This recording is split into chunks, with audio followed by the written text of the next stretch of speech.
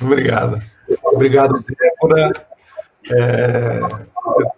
E você, eu agradeço muito o convite da Faculdade de Serviço Social e a Faculdade da Terceira Idade, né?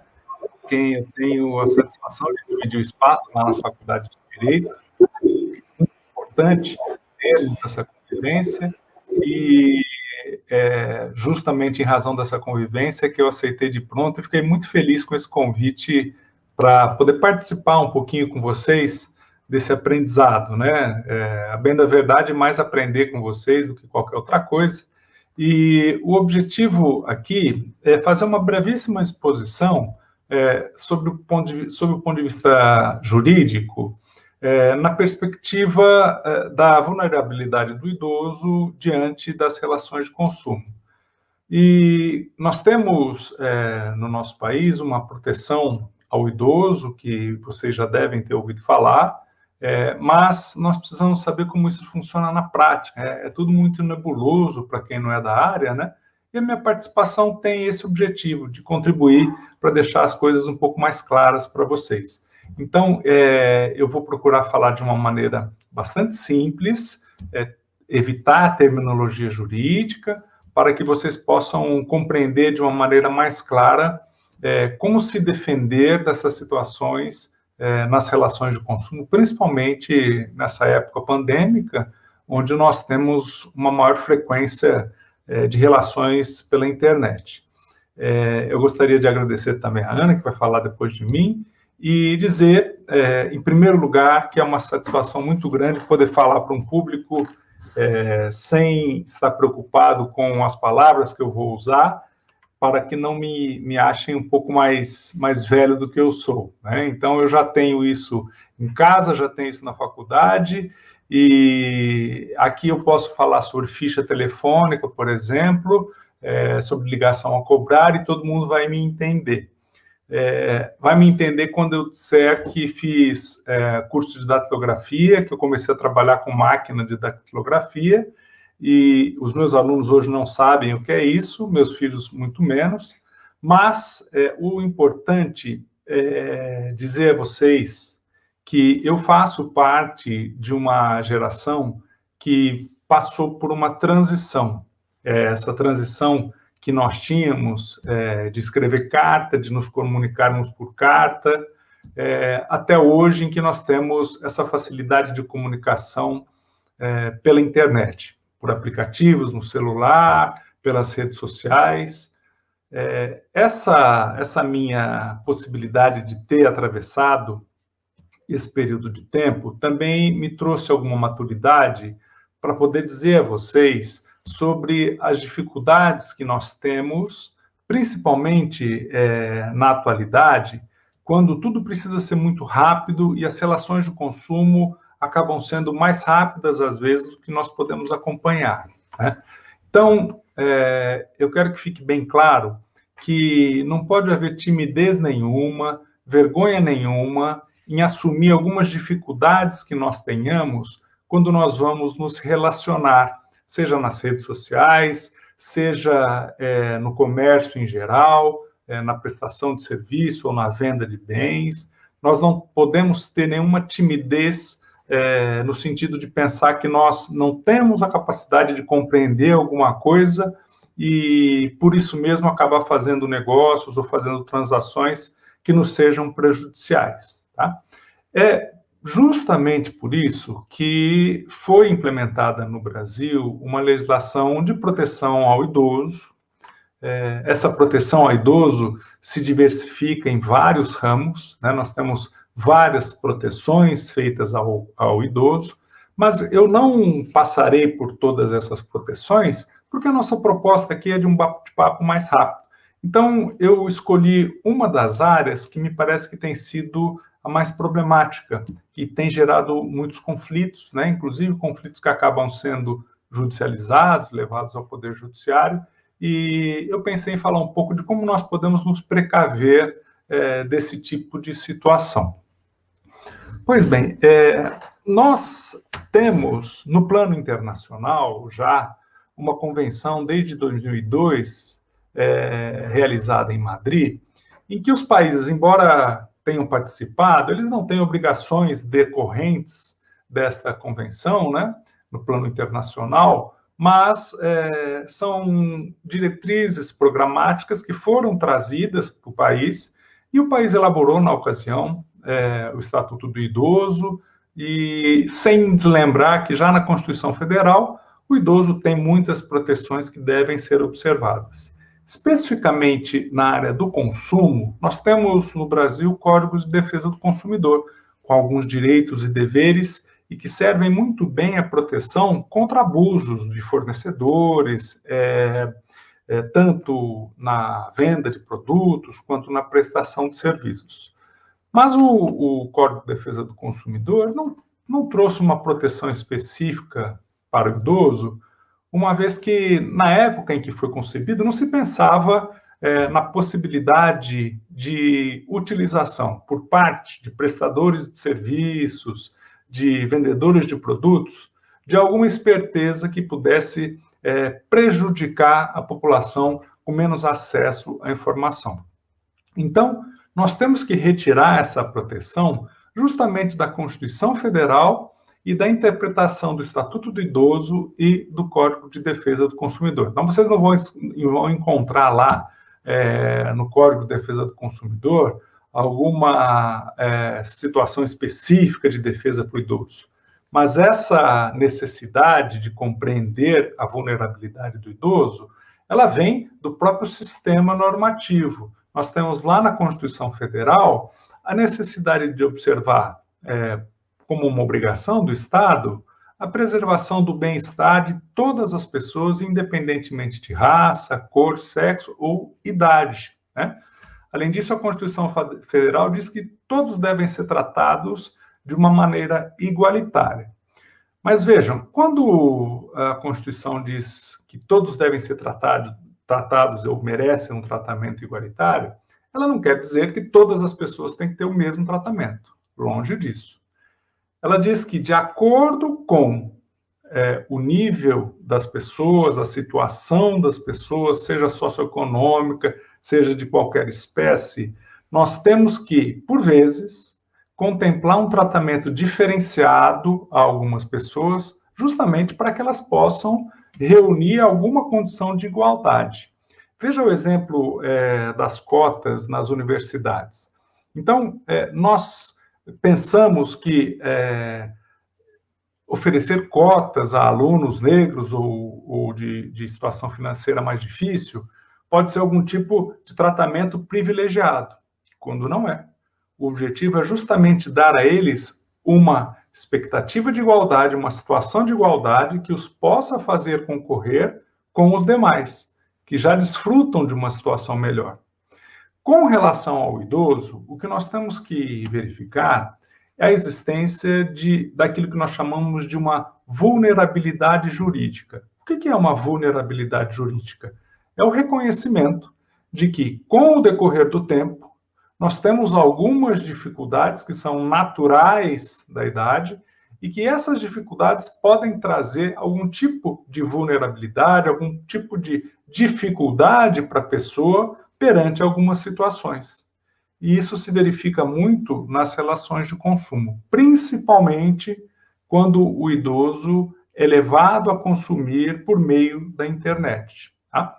Então, com base na compreensão dessa vulnerabilidade, né, a partir da Constituição Federal, a partir do Estatuto do Idoso e também a partir do Código de Defesa do Consumidor, é que, atualmente, o objetivo do ordenamento jurídico e o anteparo do Poder Judiciário está em amparar os idosos que sofrem algum tipo de abuso nas relações de consumo. Mas que tipo de abuso eu estou falando? Como pode haver um abuso nas relações de consumo? Vejam, um dos pontos que tem suscitado bastante atenção diz respeito ao relacionamento com instituições financeiras, por exemplo, né? Então, o idoso recebe ali um cartão de crédito dizendo, olha, você tem R$1.000 de crédito para gastar. E as informações sobre como ele vai ter que pagar esse valor são muito complicadas, além de não serem destacadas. E é natural para as pessoas que têm mais idade ter maior dificuldade de compreender esses termos modernos, esses termos jurídicos até colocados nos contratos, né? Então, quando eles entram nesse tipo de contratação, ou eles aceitam aquilo que a gente chama de um desconto consignado, débito consignado no seu salário, na sua aposentadoria, né? Nós temos que perceber bem até que ponto o idoso teve condições de ser informado e de saber qual seria o ônus que ele teria que carregar, o ônus financeiro, se ele é capaz de suportar aquele ônus financeiro. Porque, às vezes, o que nós temos é um abuso por parte de instituições financeiras que trazem aqueles contratos muito longos, com termos intrincados, justamente para evitar que a pessoa com mais idade, né, que não tenha familiaridade com essas contratações novas, possa perceber que aquilo, na verdade, vai lhe trazer um prejuízo, uma dor de cabeça muito grande. Outro caso que eu trago a vocês, para perceberem como nós devemos ter muita atenção para com o idoso nas relações de consumo, diz respeito aos planos de saúde. Vocês, muito provavelmente, já devem ter percebido que aqueles que aderem a planos privados têm um aumento da mensalidade conforme o passar do tempo, né? Ocorre que, para aqueles que não estão ainda na faixa dos 60 anos, ou melhor, dos 59 anos, que é o tempo em que há essa majoração, que há esse aumento muito grande, vocês não têm noção de como é esse aumento. Então, vocês veem lá nos planos de saúde, olha, até 18 anos é um valor, de 18 a 21 é outro, 21 a 39 é outro, 39 a 49 é outro, e de 50 a 59 nós temos um valor que praticamente dobra depois aos 60 anos. Tá? Será que isso é possível? Será que não estaria havendo um abuso? Em muitos casos, sim. E o que nós precisamos saber é que o Poder Judiciário está bastante atento a esse tipo de situação, e hoje existe, inclusive, uma parametrização, um padrão que deve ser observado para que esses aumentos possam acontecer. Isso quer dizer que é verdade que o idoso usa um pouco mais o sistema de saúde, por exemplo, né? Ou o plano de saúde, mas eu preciso saber até que ponto ele usa mais. Eu não posso dizer, não, ele usa muito mais, então eu vou aumentar em 100% a mensalidade. Não, não é assim, né? Os padrões que devem ser seguidos, em primeiro lugar, o idoso tem que ser muito bem informado sobre essa mudança de valores conforme a faixa etária, né? Então, quando ele entra na contratação, ele já tem que saber qual vai ser a variação.